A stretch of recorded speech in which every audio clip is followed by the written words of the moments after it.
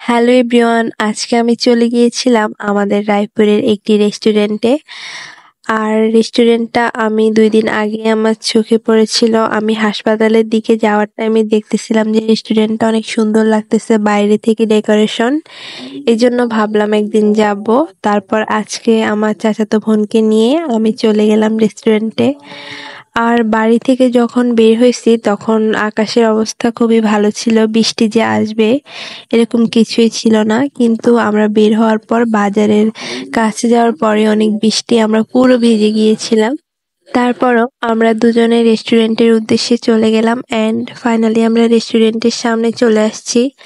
আর আমি ওই দিন কোন জায়গায় রেস্টুরেন্টটা দেখেছি আমার ওইটা একদম মনে ছিল না, তারপরও পুরো বাজার খুঁজতে খুঁজতে অবশেষে পাইছি। তারপর বৃষ্টি হওয়ার পর রেস্টুরেন্টে কোনো মানুষ ছিল না, একদমই ফাঁকা ছিল। আমরা গিয়ে তো একটু একটু ভয় লাগতেছিল, কারণ আমরা 2টা মেয়ে আর রেস্টুরেন্টে কোনো মেয়ে নেই, আর যা আছে সব ছেলে।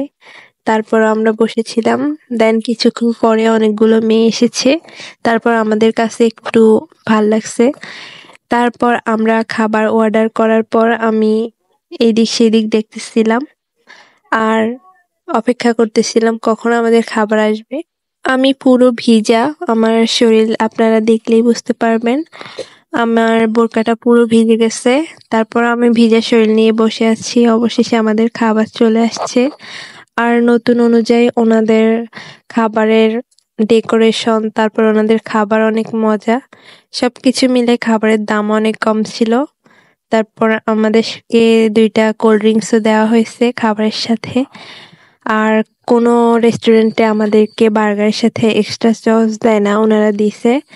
অবশেষে আমরা বিলটা পে করে চলে আসলাম। আল্লাহ হাফেজ।